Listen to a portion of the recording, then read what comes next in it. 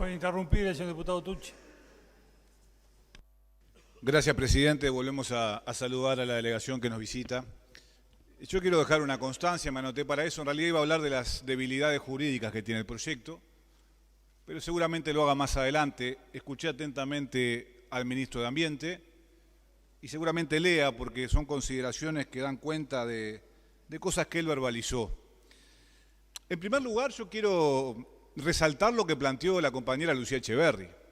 Es gravísimo que el directorio de la OCE haya resuelto dejar a un costado al director de la oposición. Yo por lo menos, presidente, no conozco antecedentes, pero si los hubiera, como dijo un legislador, la coalición llegó para hacer las cosas mejor que nosotros. Porque la gente a nosotros no nos eligió, los eligió a ustedes. Y si en el pasado se cometió ese error, tendrían que haber actuado diferente. Y hoy el director de OCE de la oposición está sentado del otro lado, al costado de la bancada del Partido Nacional. Por lo tanto, la visión que presenta el gobierno es parcial, presidente. Hecha esta aclaración, quiero decir que estamos todos de acuerdo en que el país necesita claramente importantes obras en materia de agua potable.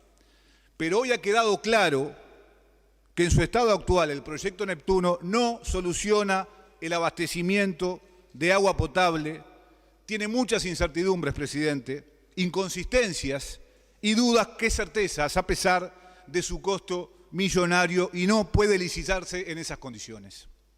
Esto no admite discusión, presidente. Esto es así.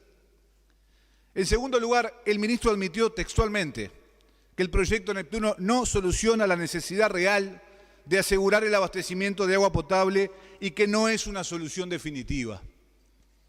Entonces, presidente, naturalmente tenemos la convicción de que no se justifica entonces realizar una inversión millonaria en estas condiciones sin sustento técnico y consenso social necesario. No se justifica. En tercer lugar, el ministro no respondió con claridad sobre si va a privatizar parte de la gestión del proyecto, como el mantenimiento de la nueva planta potabilizadora que tendrá un costo de 500 millones, mayor que la gestión pública del proyecto. Nosotros consideramos, presidente, que lo que está planteado es una privatización. Es una privatización y con ese escenario, aún con la operación de la planta de OCE, tiene un costo de 1.300 millones de dólares frente a los 725 millones de la gestión pública de todo el proyecto en manos de OCE.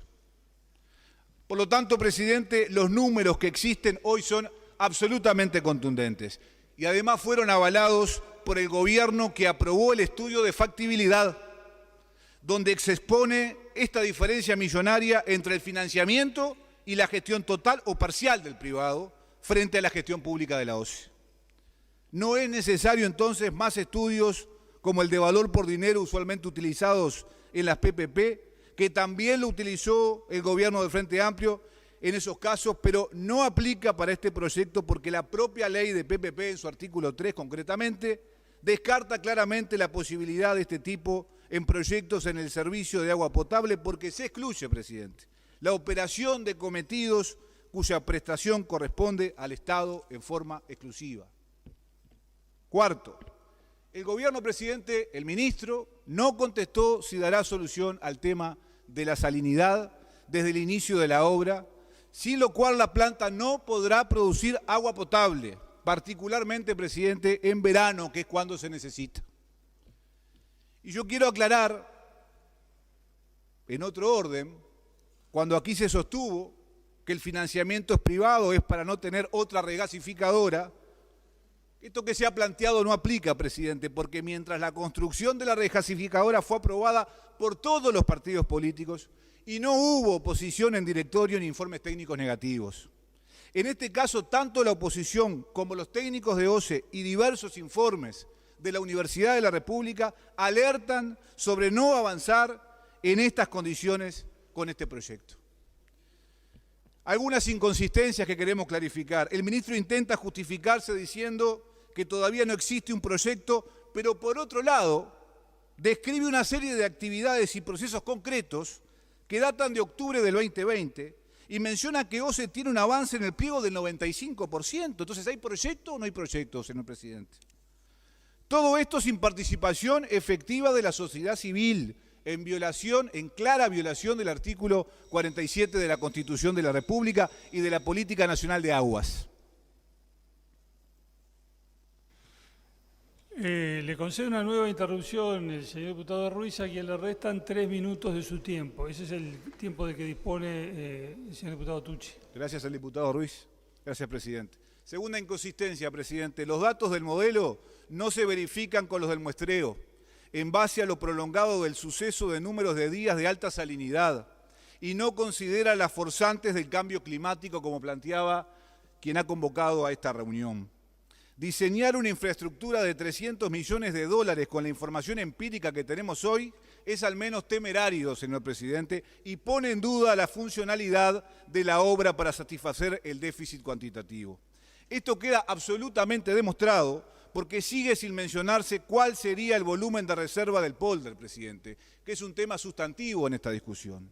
En tercer lugar, sobre el modelo de negocios, se indica que no es definitivo y que lo que se está planteando como más probable es el diseño, construcción y mantenimiento del privado, pero con operación total de la OCE. Esto, desde nuestra óptica, pone en tela de juicio responsabilidades, presidente, que seguramente presentará conflictos permanentes entre la propia OCE y el consorcio.